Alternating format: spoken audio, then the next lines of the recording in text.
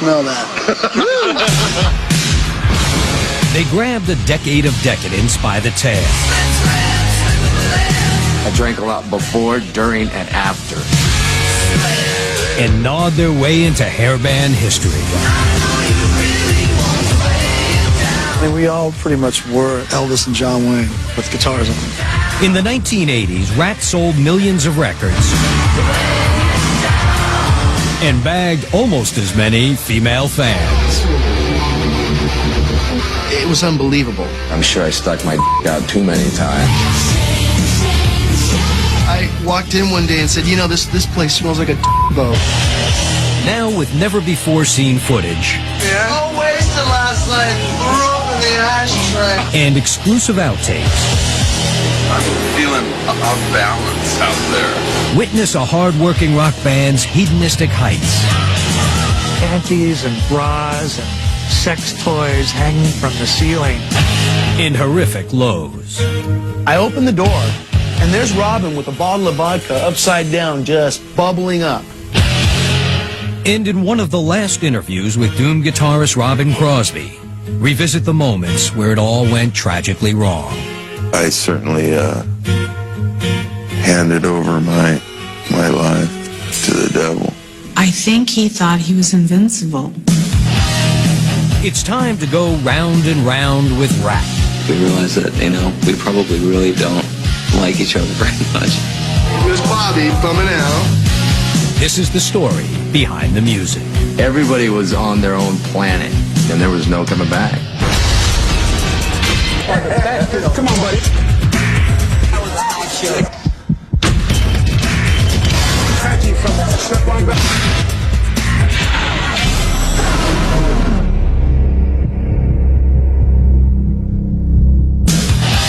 It was 1984, the year of the Ratt. When a hungry pack of hard rockers exploded out of Hollywood and became princes of the pop metal revolution. What would I do to meet Stephen Pearcy? Just about anything. You'd just get loads of everything, you know, party paycheck. I mean, it was comical. There were bras and panties everywhere you looked. I'm gonna go get me some tail. I mean, it was all out all the time. Uh-oh, I'd be like, party tonight! Ratt hooked millions of fans with their hedonistic brand of heavy rock and turned all of America into a personal playground. Everybody give me a drink! A lot of weed smoking. People would snort blow on the bus, would all, snort and drink. I woke up in the morning, I'm still flat on my back. Couldn't move a muscle like I had a heart attack. We got to the point where I would walk into the dressing room. Hi, Juan. Look around, see how much Jack Daniels was gone, see how many empty Budweiser cans were laying around, and how many roaches were laying in the ashtrays, and I had a pretty good idea about what kind of show we were going to have. Okay, let's go.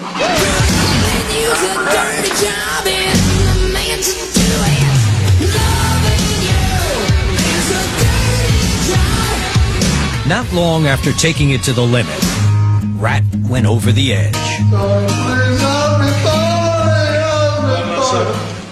And in a bleary procession of backstage parties, no one was hitting it harder than guitarist Robin Crosby. Quitting heroin is like quitting breathing when you're addicted. In an exclusive 1999 interview with Behind the Music, Crosby spoke about his life in Ratt and the addictions that turned his world upside down. There's no just walking away from it. I wish to God I had any idea what I was dealing with. Robin Crosby's addiction and his problems not only affected Robin Crosby, but they brought about the demise of Ratt. No doubt about it. They were instrumental in our demise. Ratt's sordid tale begins in the early 70s in San Diego, California, where a hot-wired teen named Stephen Piercy was dreaming about a life in the fast lane. I was a pretty rambunctious freak, you know, as a kid, liked trouble. Since I can remember, I've always wanted to drive race cars, dragsters, funny cars, anything fast. In July of 1974, when Stephen was 15, a tragic accident nearly took his life and put the brakes on his racing career for good. I was just on a bike hauling ass, and a moving pile of steel ran me over. Luckily, you know, it just broke the legs, but it was a process. It took years to get back to normal. As he recovered, Stephen discovered the rush of rock. Good rock shows would come around. Like in one show would have like ZZ Top, Aerosmith, and Foghat thrown in or something, you know, so you get your bucks with you.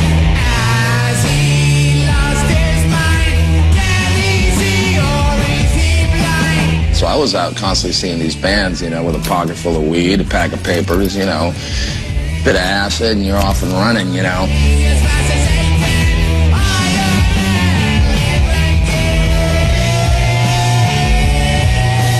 By the mid-1970s, Stephen was fronting the popular San Diego band Mickey Ratt. And partying with fellow musicians like guitarist Robin Crosby. Tawny Katane was Robin's girlfriend at the time. Yeah, I'll be done in just a second. And puts the joint down and just starts playing. That's what they all did every day. We'd go to his place and play guitars and hang around. And yeah, we got into serious some pot smoking and recreational drug use. Yeah. Stephen was happy to see his band filling San Diego ballrooms until he and Robin took a fateful field trip to L.A. to see a new band called Van Halen. They were playing like they were in an arena, you know. Ed would be slamming himself against his cabs, and Dave would be just this freak, you know, and it was just, oh man. That first night, it was like, you know, there was nothing like that going on in San Diego. So I knew we had to get up there to Los Angeles.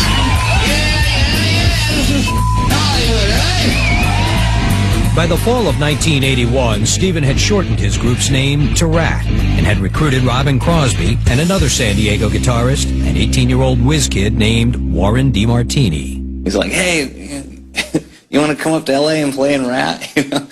I'm like, you know, yeah, maybe, you know, let me finish out this semester and maybe I can switch schools and come up there. And he's like, no, dude, you got to come up tonight. You know? And he just never left. Came up and never went home.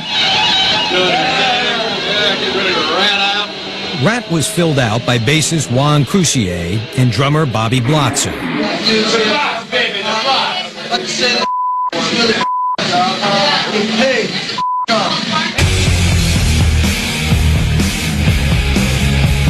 And within a few months, the group was making a name for itself with roundhouse hooks and a seductive style that lured the ladies.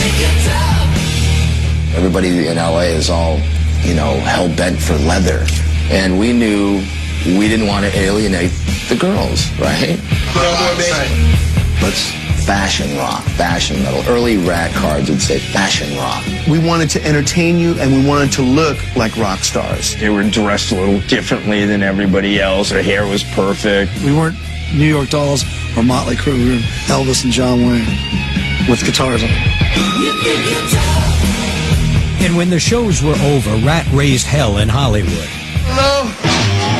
What are you guys doing? The parties usually started and ended at their squalid one-bedroom apartment known as Ratt Mansion West. The Ratt Mansion West epitomized the you know, spinal tapness of rock and roll for us. Oh, hey, what? Hey, man. So wasted last night. Threw up in the ashtray. When all the bars closed, it seemed like that's when everybody would come over. And Stephen would always have this round of girls that were bringing food, cases of beer, bottle of Jack, and provide rides, whatever you needed. This girl is Really, whatever you need, if you know what I'm saying. I mean, for the life of me, if I were living in that complex, I would have been calling the police every other day, you know?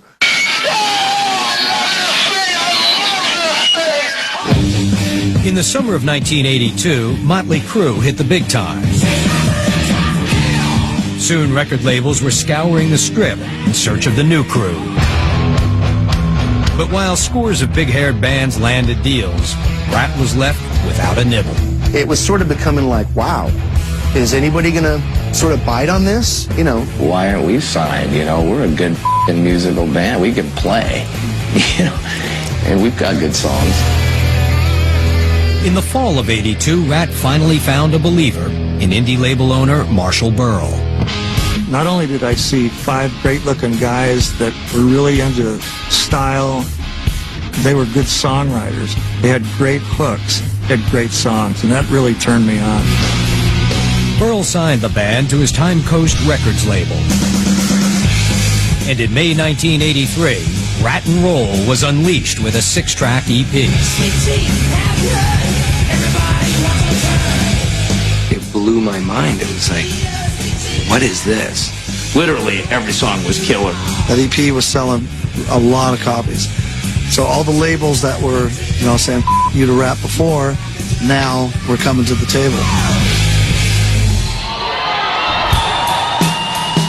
Still, months went by without a major label closing the deal.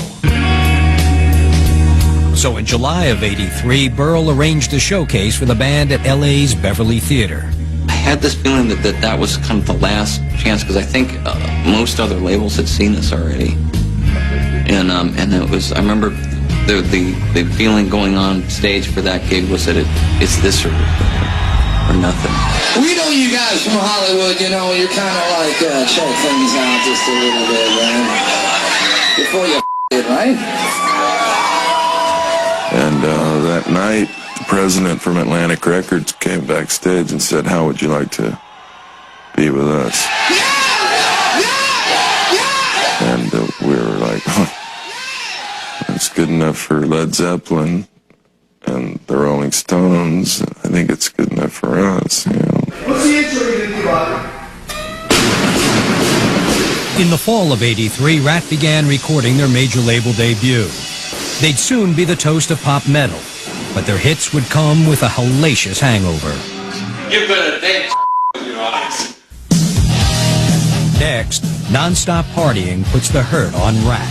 The line was getting blurred from the after-gig celebration to an all-day routine. When Behind the Music continues.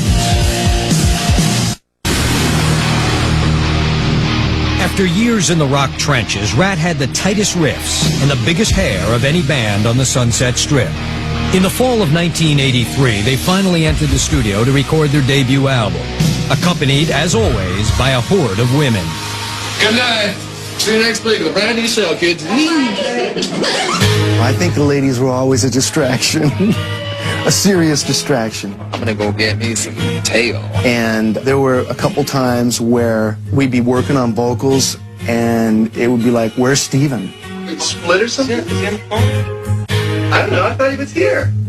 Where's he? There were a couple of times when I was privy to some pretty exciting moments with Steven and whoever the Mrs. Piercy of the day was. I'm sure I stuck my out too many times, but you know what? Hey, whatever.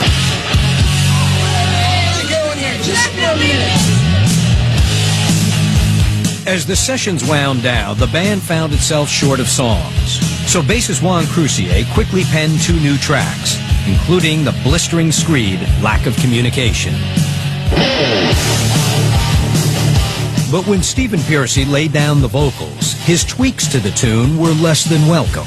Steven was deviating away from the lyrics, and it didn't make sense, and it wasn't helping the song. In fact, it was making the song almost not make sense. Back on! I go, but if I can't deliver it and get off on it, I have to do something with it.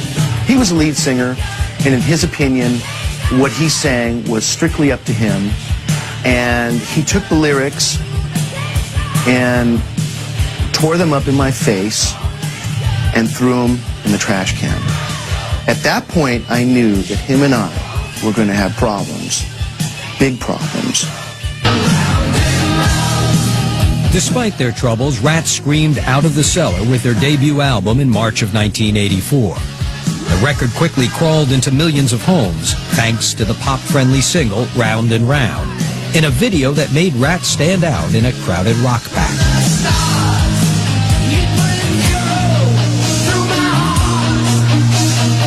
Marshall took it upon himself to say to the group, well, listen, we need maybe sort of a little bit of a comedy factor. Yeah, this room is so small, I put a key in a lock and broke the window.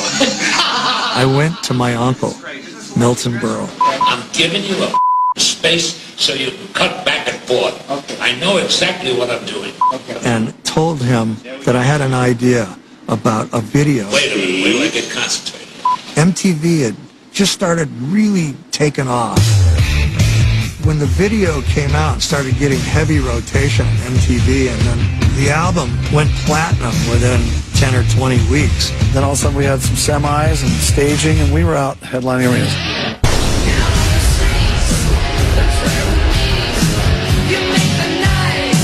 You hear the angels singing, and there it is, the arena with your name, the lights, and 20,000 people to see you that night. I have a special message from Atlantic Records for Ratt. Congratulations! Your album has just sold 1,500,000 records! As the crowds grew bigger, so did Ratt's unique tour bus collection, made up of souvenirs taken from female fans in each city. Started looking like a lingerie store or something. It looked good and occasionally smelled great. So I walked in one day and said, you know, this place smells like a boat. After about 3 weeks of panties and bras and sex toys hanging from the ceiling, that thing started to smell bad. It was funky. By January of 1985, the tour bus was in a garage. The band was back in the studio, recording their sophomore album. But from the beginning, the sessions were marred by creative clashes with producer Beau Hill. My job was to make the record, keep things moving forward, stay under budget. So, yes, I would employ anything at my disposal to try to accomplish those tasks. Wait a minute, Bo. Do you want me to do the low one there, or just? Yeah, try that. Try it. Lay it down. Lay it down. No problem. He would overdub things in the studio without our approval or consent, and he even got to the point where he said, I brought in a lead guitar player to play this part. And I thought, you mean you brought someone else in to play Warren DeMartini's part? Are you insane? Ratt spent 2 tense months trapped in the studio. But in July of 1985, Invasion of Your Privacy hit store shelves, and the Ratt Pack was able to take their 3-ring circus back on the road. Their mission was to deliver the biggest hits and hottest licks in all of rock. Come out of the cellar, this is something we call Wanted Man!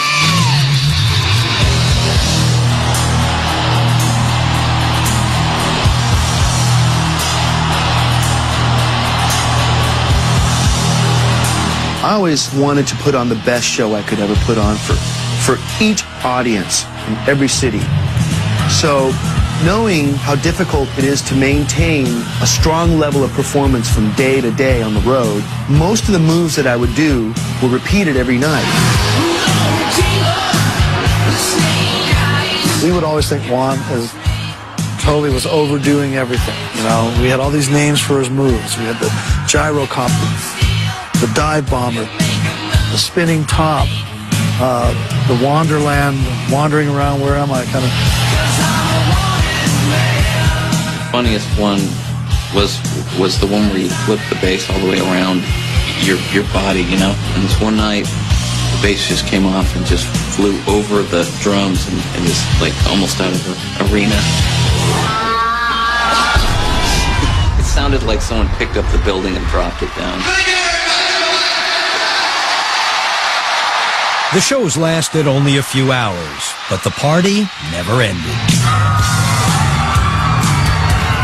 especially for lead singer Stephen Pearcy. My vice was having the good champagne, too much Jack, tequila, whatever floated the boat, right? The line was getting blurred from, you know, sort of the celebration, the after-gig celebration to just it being a routine, an all-day routine. I drank a lot before, during, and after. But everybody had a bit of their own rock star mode thing going. The lead singers tend to take it above everybody else. I think they call it LSD, lead singer's disease, baby. The problem was that when you forget what city you're in, Happy New Year, Tokyo! and you're in, let's say, Kansas City, and you yell out something like, "Good evening, Denver." I mean, it's horrible. And everybody's looking at you like, you don't even know what town you're in, buddy. Playing tonight at the Meadowlands. Even writing them down for me didn't work. So eventually I just stopped. I just said, hey, how the you doing? Once we started saying, hey, look, you know, why don't we chill out the partying and make sure that we just, you know, do things in the appropriate manner, that's when sort of things just started drifting apart. Ratt members focused their frustration on their stubborn singer, little realizing that rhythm guitarist Robin Crosby was slipping into an abyss of his own. Next, Robin loses control of his addiction. Get up for the show, get up in the middle of the show, and get up after the show. When Behind the Music continues.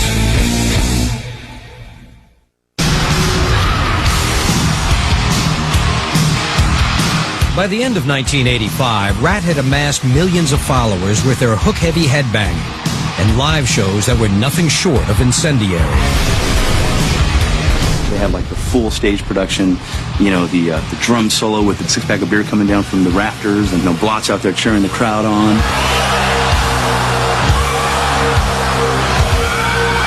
Just really gave it their all, you know, I mean, vocally, musically, just bare knuckles out there really doing it as a live band.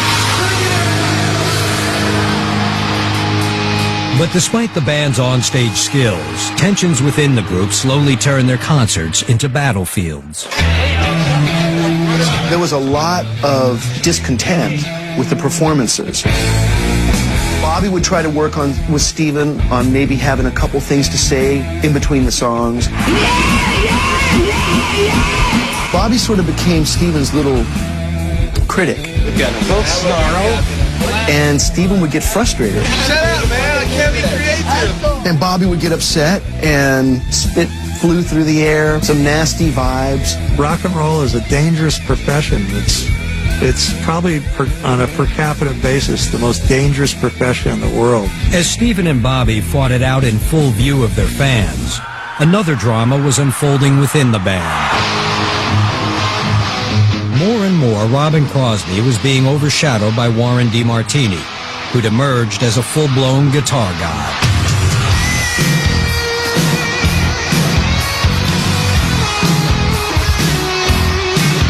Warren was really sort of what I call their Joe Perry. He'd be just kind of looking cool and playing and rocking, but he definitely was their musical sort of guitar hero backbone.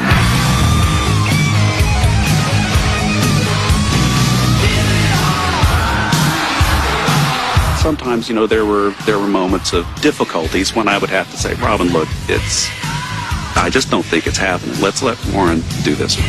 And he would sometimes agree, and sometimes he would not so agree.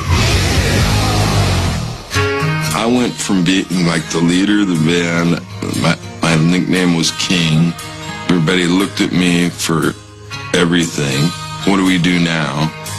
You know, to a lot of feelings I never understood why.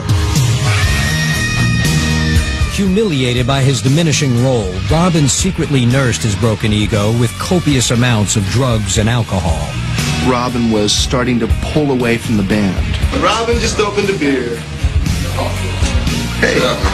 Robin had always felt like Warren and him were a team, and he felt like he was sort of getting demoted, and that's where a lot of the problems became evident. I got to the point where I was doing a lot of drugs. It was like, get up for the show, you know, get up in the middle of the show and get up after the show. I'm feeling Band morale was at an all-time low when Ratt reported to the studio to record their third album in the spring of '86. And when they weren't clashing with each other, they were beefing with producer Beau Hill. The priority was on delivering the product on time as opposed to delivering an amazing record. And that was part of the problem that became unbearable with Beau Hill. It was just like, wait a minute, do we have to rush through this again? Can't we just take a little time and maybe refine these songs a little better? I mean, it was a triage ward. You know, it was like, pull out all the stops. You've got to get this thing done. Clock is running. Figure it out. With time running out, Ratt felt caught in a trap. Making matters worse, Stephen Pearcy was virtually invisible during the studio sessions. He would come down and record a cassette of the music, go back to his house and write. We didn't know what he was writing, melody, you know, it was not very cool. They were always like, where is he? He's never at rehearsals. He's never here. I'm writing songs. I can't write songs around people telling me what to write. Released in September 1986, Dancing Undercover would go platinum. Still, Ratt soon found its popularity under siege by a new band called Guns N' Roses, and all hair bands began losing their hold on the public. Out of the Cellar was a 3 million seller, and then everything from there on out was less and less. All of a sudden, you know, the pretty boys and the spandex, you know, that wasn't cool anymore. It was sort of cool to be like a bad boy and a little nasty and a little bit of an ass. I mean, all the bands changed their image after Guns. Cecil B. DeMille. With sales slipping, Ratt sought a sonic makeover with former Queen producer Mike Stone. In the summer of '88, they began work on their fourth album, but Ratt's brawling and Stone's boozing turned the Reach for the Sky sessions into a disaster. This guy's got a serious drinking issue, and it could quite possibly be affecting our record. And we heard those tracks, we were mortified. Mike says to me, I've got to send Atlantic some DAT tapes. I said, well, you better stall them. You better not send them this. I mean, or, you know, something's going to hit the fan. Atlantic president Doug Morris was tormented by the tapes and quickly enlisted Beau Hill to salvage the project. I got a call from Doug, and he said, I just listened to the roughs of Ratt. I said, oh, well, what'd you think? He said, they sounded like a horrible Holiday Inn band, was his exact quote. It was painfully difficult to work with Beau Hill at that point. But we needed the vocals to get done. They got done. We delivered the record. And guess what? It sounded just like all the other Ratt records. Next, a Ratt and Roll empire comes undone. If one guy can actually say, oh, he had it together, they're fully because everybody was up in one way or another. When Behind the Music continues.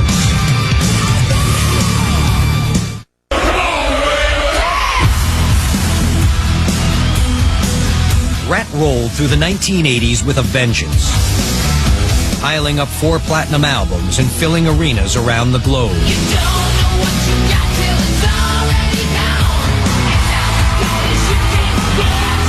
But few of their fans knew that by the end of the decade, Ratt was crippled by severe inner turmoil, or that guitarist Robin Crosby had descended into a heroin-fueled hell. I don't think of myself as a fool or an idiot, but I certainly handed over my life to the devil. Really. Robin hid his drug addiction very well. There were times when I would be walking through the restroom in our dressing rooms, and I'd smell vomit. And I'd be going, man, you know, who keeps getting sick in our dressing rooms? You know, it's Robin getting sick. I think he thought he was invincible in that I can do this a couple of times and nothing's going to happen to me. I'm king. I'm Superman. I mean, the guy was 6'4", blonde hair like this, and absolutely gorgeous. Just gonna go through here and check. Wait until tomorrow. I know, you're gonna be more beautiful than you were. Get better every day. That's right. Look at that mug, folks. And it ended up being the demise of him. If you've never done heroin, there's nothing like it. Once I found that feeling, that was it. It was over. You win. Robin was able to hide his habit for years, but by the spring of 1990, he'd become enslaved by his addiction. The most striking thing was it was really starting to interfere with his playing. It was getting to be something that he wasn't able to conceal anymore. You know, at video shoots, we'd be collecting, you know, guns and needles. We're scared and sad. You hear about what people go through or what it does to people. I just, it'll never happen to me. I was different. I was special, and that'll never happen. Well, it did in a big way. In the summer of 1990, Robin went into rehab, while Ratt recorded their fifth album, Detonator. That fall, he rejoined Ratt for a tour of Japan. Isn't this fun being on tour again? But it quickly became apparent that drug abuse had brought the towering guitarist to his knees. And at one point, one of my security people come into the dressing room and say to me, "Hey, Robin's drinking again, buddy." And he's across the hallway in one of the storage rooms, guzzling vodka right now. So I walk out of our dressing room into the storage room. I open the door, and there's Robin with a bottle of vodka upside down, just bubbling up. And he sets it down, and I couldn't even say anything. I just closed the door. Later that night on stage at Tokyo's Sun Plaza, Robin's complete collapse became painfully clear. It was the last show he would ever play with the band. Halfway through the set, we're doing our guitar changes. Grabbed the wrong guitar, so he was playing, and it's like playing a completely different tuned guitar, It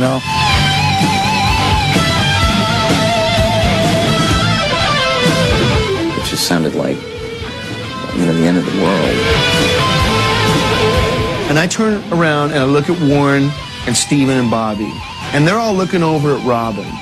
And I look at the audience, and everyone in the audience is looking at Robin. So at one point, the whole arena, including the band, is looking at Robin.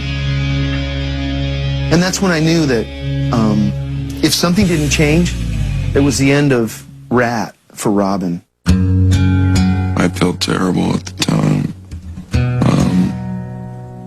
Felt like I was messing up,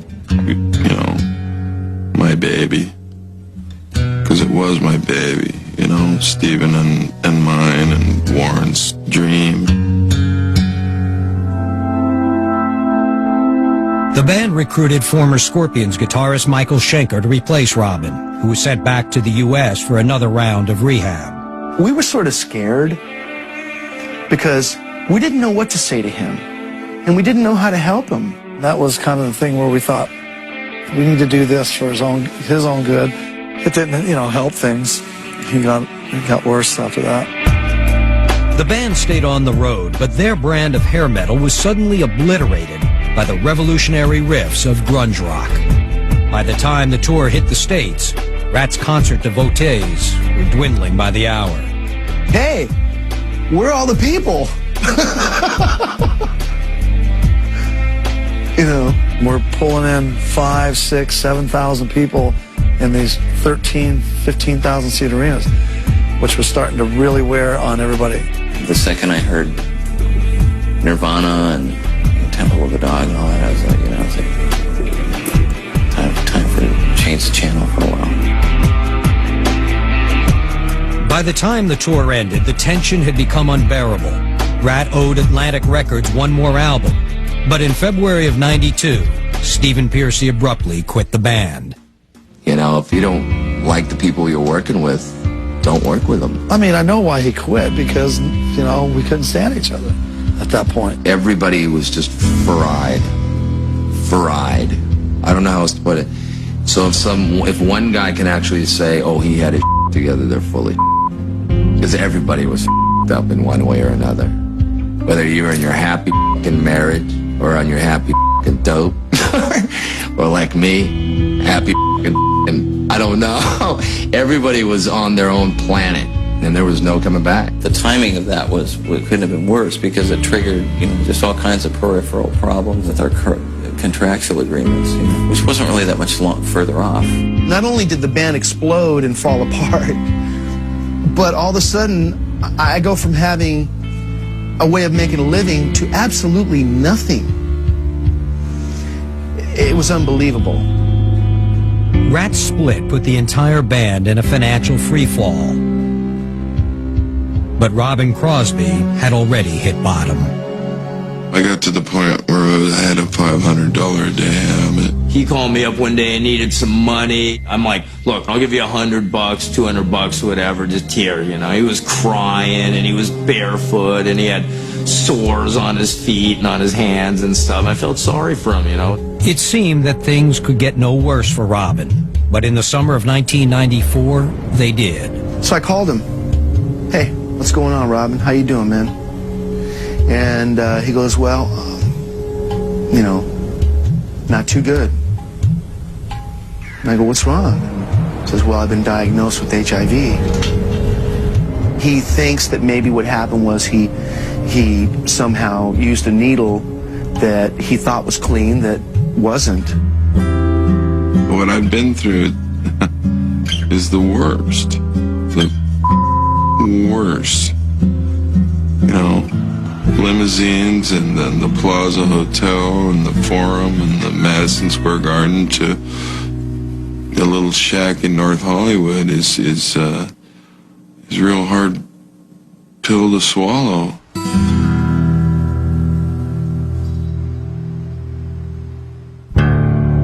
Next, Robin's final days. He was going to go down in flames. He wasn't going to sit there and fade away. That ain't his style. When Behind the Music continues. In the late 1980s, as a decade marked by depravity and decadence turned toxic, Ratt fell apart. But by the end of 1996, they were plotting to restart their platinum party. And no one was more eager to rev it back up than HIV-stricken guitarist Robin Crosby. I understand all of their feelings towards me and my feeling towards them. You know, I f***ed up a good thing. All Robin wanted to do was redeem himself. He wanted that more than anything in the world. But one rehearsal was all it took to reveal that Robin was in no shape to handle the rigors of rock and roll. Cool.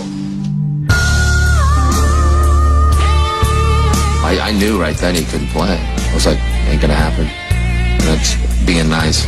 Next thing I knew, they were in the studio, and that I just wasn't invited to do it, and it was real difficult for me. The new breed of Ratt was far different than the original, as bassist Juan Crucier wound up joining Robin on the sidelines. I came to the conclusion that nothing had changed with Steven. When you show up to a meeting with a six-pack of beer, you're sending the wrong message. The lineup of Steven, Warren, Bobby, and new bassist Robbie Crane lasted nearly 4 years before old resentments boiled over. In early 2000, Steven again bailed on the band, just days before a 40-date tour was set to start. We realized that, you know, we probably really don't like each other very much. When Steven quit for the second time, Warren and I had a talk about getting another singer. Steven said, go ahead, get another singer, do what you gotta do. I'm done. That was pretty much the end of that whole Ratt era, so to speak. 'Cause I'm wanted man. Bobby and Warren won a court battle in early 2002 to continue touring under the Ratt banner. while Stephen fronted a new band of his own.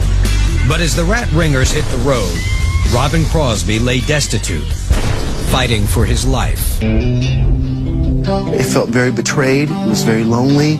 He was very hurt. And he was also very upset with the members of Ratt for not trying to help him in some way, shape, or form. And he said to me, you know, Juan, they're out there on the road. They're making money. It's wrong, man. I mean, I'm sitting here broke, dying. And they can't even throw me just something to help? It's been hard. I thought I had all the friends in the world. That turns out I have a fistful. His fall had been breathtaking, but in one of the last interviews before his death, Robin seemed at peace with his past. I mean, I've run the full gamut, you know, done everything I ever dreamed of and more. Don't feel sorry for me. I've lived the life of 10 men. Nobody cry at my funeral. As a matter of fact, let's have a party.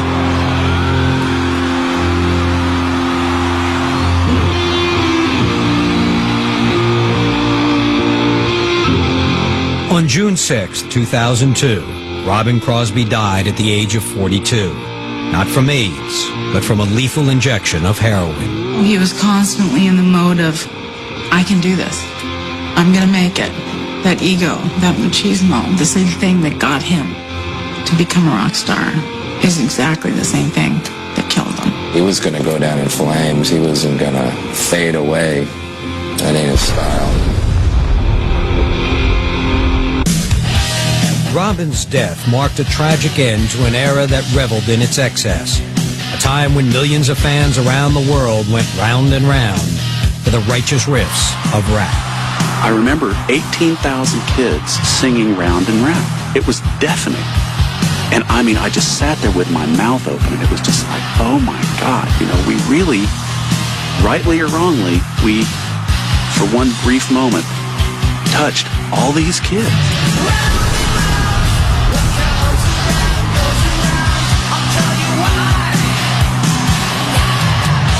When they had all the cylinders firing, Ratt was a great American rock band. Ratt and roll was just a way of life, you know, for us, and it could still be, you know. It's, you know, as they say, cockroaches and rats will be the last things on earth.